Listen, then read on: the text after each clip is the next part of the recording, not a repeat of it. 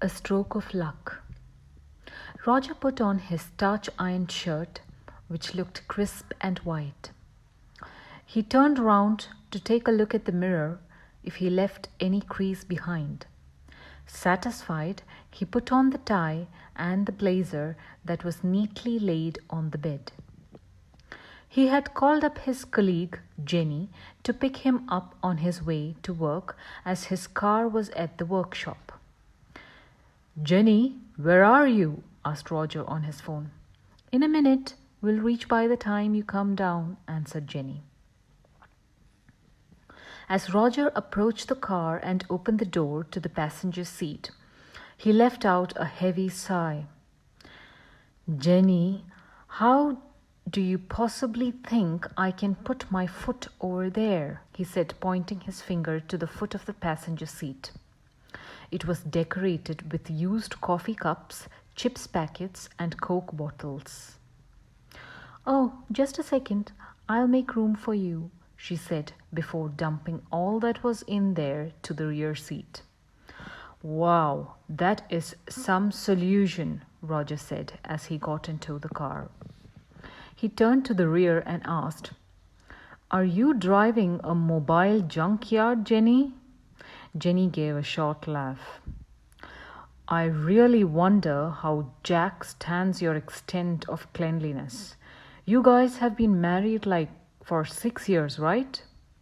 "Yup," said Jenny. "And trust me, I'm god of cleanliness compared to him." "Oh, really? Then for sure I would never come over to your house for dinner," said Roger. "Good, because I don't know how to cook," answered Jenny. "What?"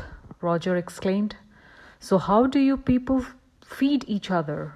"Jack's a chef, Roger. I think it's better I do what I'm best at and leave Jack to do the same," answered Jenny. "And I really wonder what that might be when it comes to household chores," said Roger. "I know you are the best at your workplace. No one has crossed your sales target since 4 years. "Finally, something you consider me worthy for," said Jenny with a naughty smile. They reached the office. Roger and Jenny shared the same cabin. Roger's desk was neat and tidy, with pending files on a tray and work-in-progress files in another, neatly labeled. His stationeries were placed in respective holders, and his work desk was spick and span. Jenny's desk, best described by Roger as the war front where the Battle of Waterloo took place. You cannot see the person sitting behind the desk. "Jenny, do you want me to help you arrange your desk?" asked Roger, the very same manner he asks every day. "You know my answer, Roger. I cannot find a thing if it's all arranged and kept in order," answered Jenny.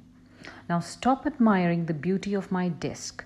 Let's take the documents required and leave. We have to complete the presentation before noon."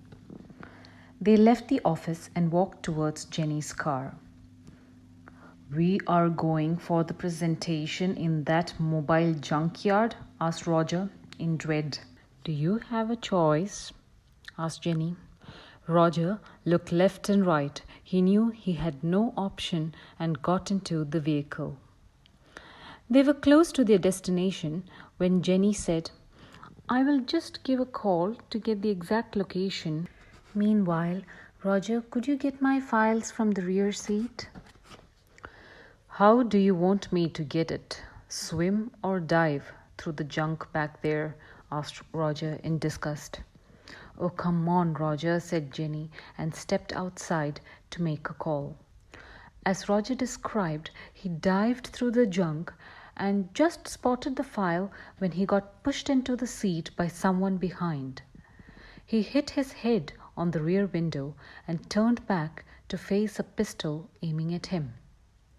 His first thought was Jenny. He found her, hands raised, walking towards the car with a masked man behind her. "Get into the car. You follow the instructions given and you will be let free," said the masked man, and nodded to the man inside holding the pistol. Jenny was given directions, and they were driven through. The man inside held the pistol to Roger's temple throughout the journey. Jenny tried staying calm and composed, thinking of a way to get the man distracted and snatch the gun. One wrong move and Roger would get hurt. She could see Roger in the rearview mirror and signaled him with her eyes to stay calm. Roger was like a frozen duck. He hadn't moved an inch from his place. There was a big bump on his head from the hit.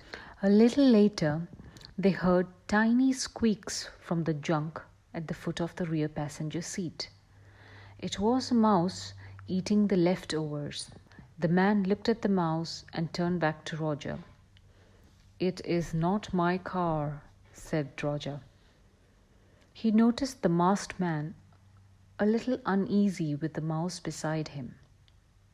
Without a warning, the mouse slid into his pants. Jenny took advantage of the distraction and skid the vehicle to a sharp turn. The man fell onto the side. Roger snatched the pistol and threw it out the window. He punched the man in the eye with all his might. The man howled in pain. They stopped the car.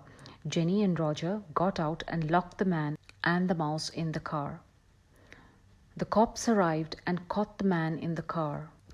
Jenny and Roger explained how and from where they were held hostage.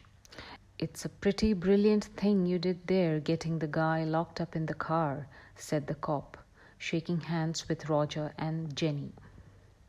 "Thank you," said both, and they walked back towards Jenny's car. Jenny cleared the trash from the rear. She couldn't find the mouse, though. She looked at Roger and asked, "You are okay, right?" Roger answered, "Yes, sure. I just got saved by a Mickey Mouse in a junkyard."